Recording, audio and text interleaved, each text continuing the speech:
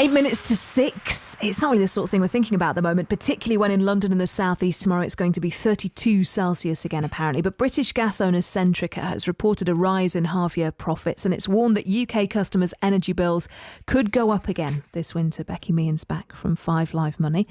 Seems a long time away, doesn't it?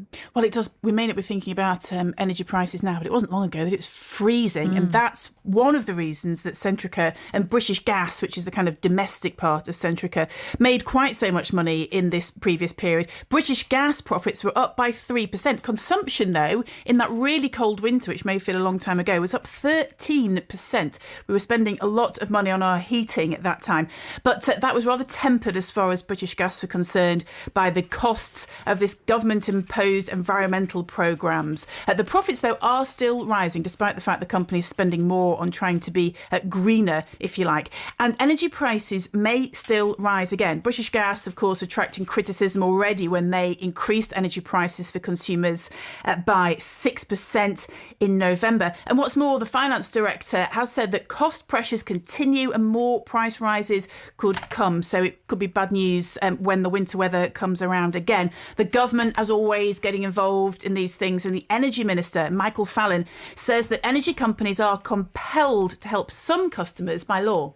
They already have to provide money to help the more vulnerable households, low-income households, with their bills. So there are already reductions in place where, through the energy bill that's going through Parliament at the moment, we are simplifying the whole tariff structure. So they have to move people onto the lowest tariffs. And we're introducing more competition.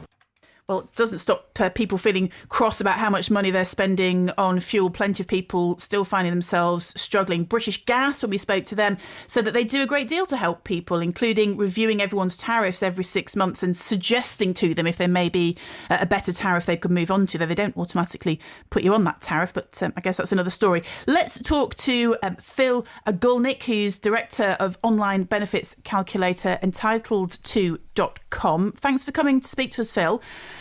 What are the benefits that are out there, the main benefits that people listening should be aware of? OK, the benefit that Michael Fallon was talking about is something called a warm home discount. And that's a benefit which is administered by each energy company individually. So some people qualify for that automatically. But there's another wide group of people where it depends on which energy company you're with, whether you can get it. How about this issue of tariffs and being on the right tariff? It would seem to me the most vulnerable are likely to be those that aren't in a position to spend a great deal of time and energy figuring out which is the best tariff for them to be on. They need to be protected in law, don't they?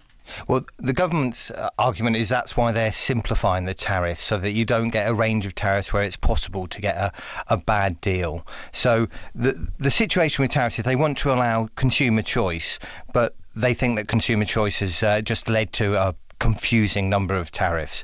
The situation in terms of the warm home discount is a kind of blanket reduction if you're on certain benefits, in particular if you're on a benefit called pension credit guarantee element, you automatically get it. Yeah, we hear a lot about energy poverty, and there is a very specific definition of that, isn't there, where if a household is spending over 10% of its income to maintain its adequate heating, then that's energy poverty.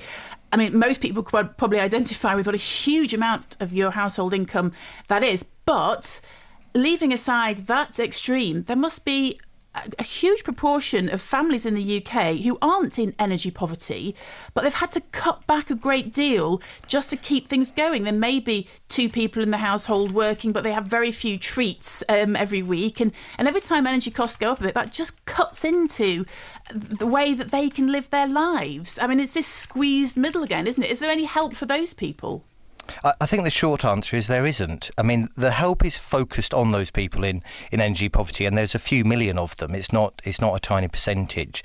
So if you're unemployed, you can, generally speaking, qualify. It does vary between the different energy companies. Or if you've got an income of under £16,000 a year and a child or a disability, generally you qualify for this extra help, £135 a year. OK, Phil, thanks very much for that.